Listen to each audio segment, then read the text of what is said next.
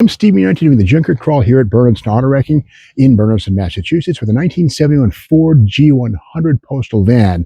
And these vehicles were built between 1970 and into the 1970s, and competitors would have been the Studebaker Zip van or the Jeep DJ Dispatcher.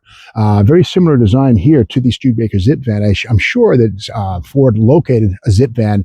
They only made those through 1963. They probably found an existing surviving example, studied it, and copied it.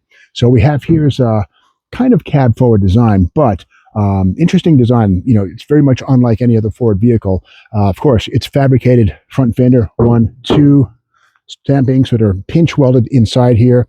Very simple to make, very inexpensive to make, of course, and cowl induction, so to speak. This is a vent here for the driver.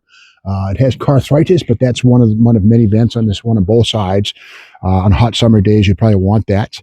And drum brakes, front and rear, but kind of weird. No twin I-beam suspension on this. You might expect it to be, but no, these are unit construction. We come around this side here, and here is the tube axle with coil springs up front. And there's the coils. You can kind of see them through here, right there. The coil springs, kind of unusual on a Ford product at this time. And again, you'd think maybe leaf springs, but there they are. Tube axle on this thing, a straight axle with coil springs.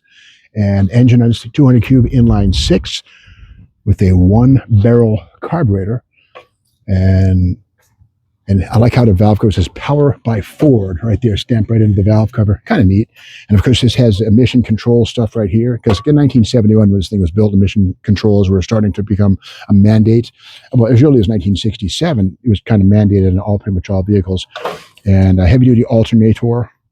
And again, moot point here is the right-hand driving situation. The pedals are on the right-hand side, thus the master cylinder. Manual, of course, on the right-hand side. Speaking of which, this is where the driver would have been. The seat is gone, but sliding door right here, and the driver would sit right here.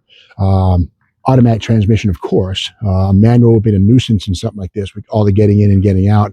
But not a lot of power. 200 cubes, probably 90 horsepower, if that. But it wasn't built for horsepower, just getting around and delivering the mail in efficiency and economy. And on this side here, there's the little door open up. Maybe it's got arthritis. Yeah, once again with the arthritis. But anyway, another door here that would open up. You can see traces of the official red, white, or blue and white Postal colors, livery, as they say. Heavy-duty rub strips here. I mean, not just a plastic, that's heavy duty. So, you could rub against things and not harm or damage the body or make it look bad. And see, 020725. Maybe it's a zip code, 020725, or perhaps the number of this particular vehicle. That's probably what it is. And at the back here, leaf springs at the rear. And these are, never mind, these do have a frame. Okay, body on frame. So there it is, not unit construction. Leaf springs. And here's something kind of cool.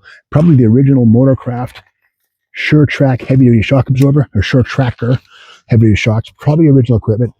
And around the back, again, a heavy-duty bumper right there. Once again, there was a vent here, but it's been trimmed away at some point long ago. And the mandatory many lights everywhere on these things. A little strobe here, I guess. That's where the plate would go. The plate would live right here. That's a plate light, pretty sure. And a little pleat here, a skid plate, as it were, for walking in and out of this thing and not slipping on slippery surfaces on a snowy day or ice. And inside, some unusual deliveries right here. A V6 Chevy, probably a 229 or 231. And that is it might be a Buick, but it's a V6. Yeah, it's a Buick V6. Distributors up front. Kind of an interesting little critter. Lights here, I don't know. But it's a little too big for postal delivery. But here inside, this is the tray here that would make life easier. This is where the postal people would do their job. And this is something, this is kind of cool, little Jeep Avon to think. This is the Jeep DJ Dispatcher right here. No, I don't recommend that at all. But this is the color of the case, and this is Deep Woods Aftershave Extra Special Mail. Get it? M-A-L-E, M-A-I-L, mail delivery. Okay, ha ha ha. But speaking of that, the Pony Express would have used horseshoes before Jeeps and motorized vehicles delivered the mail, but that was long before this thing was built in 1971. And again, these were started in 1970 and probably built through 74 or 5. Not sure when they stopped building these things, but again, eventually the Grumman replaced these things. We see Grummans on the road now. With that said, they're being phased out.